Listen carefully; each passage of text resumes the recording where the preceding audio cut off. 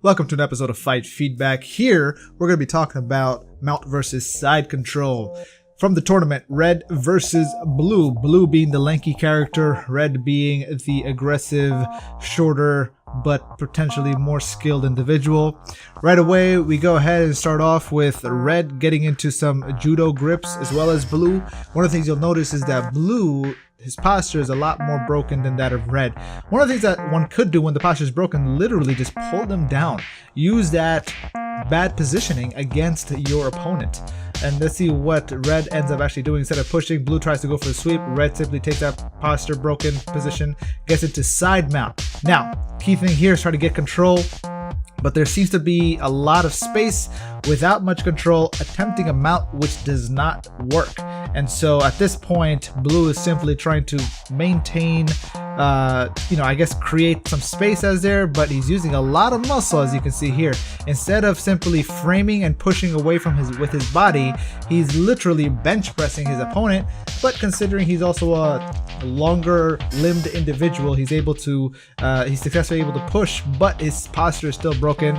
Red taking the opportunity, recognizing he's out muscled, gets back on his feet, while Blue follows up. They get back into their judo grips.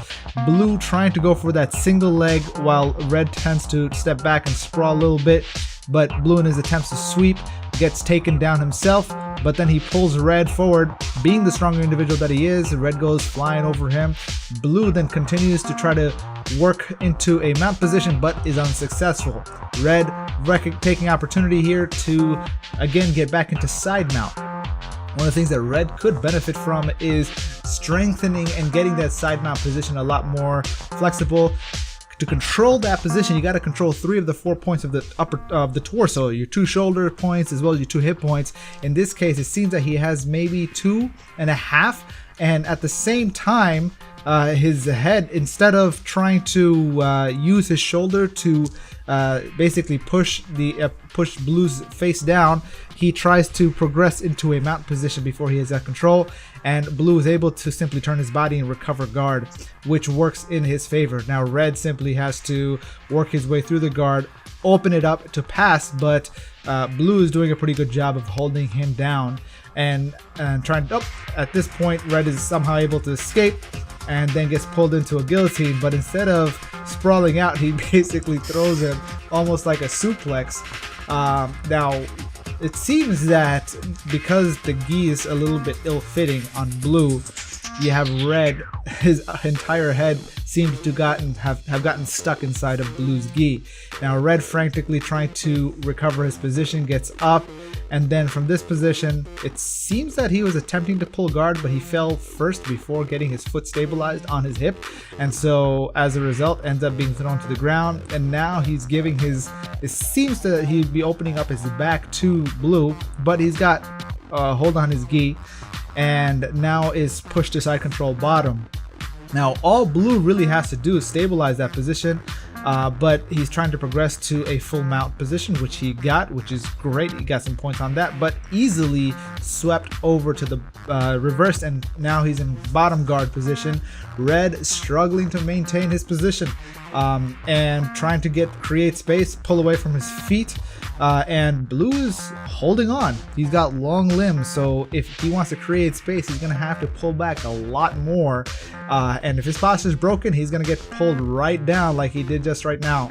Now, at this point, if you've got grips, then here's the thing: Blue's got long limbs. Red should be attacking those limbs. He should be going for either a chicken wing or maybe even an arm bar potentially, or at least using those long limbs to break his posture, because that's the advantage that he would have, considering Blue doesn't have a very strong posture. But he took the opportunity to get to his back, but instead of getting a proper seatbelt grip, he's still holding on to his arms and just kind of like flying around. At this point, what he should have done is open up his guard, use the ground, and then jump on his back. But again, he's pushed into a guard position with his foot stuck inside Blue's gi.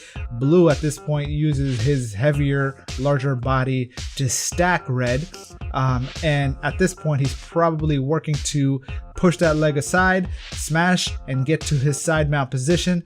Again, I think one of the things that both of these characters can benefit from is working on their side mount control. It's called side control for a reason.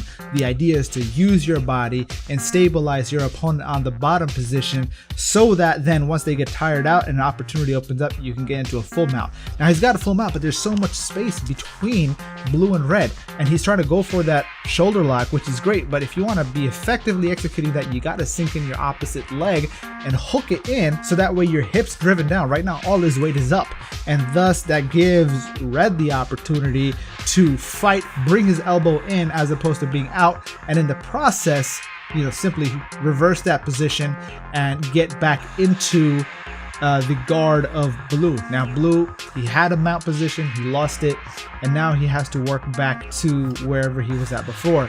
And blue simply needs to get postured up and get past his guard, or at least get away from his guard. But for whatever reason, he seems to be trying to, you cannot do a cross collar choke from the guard position.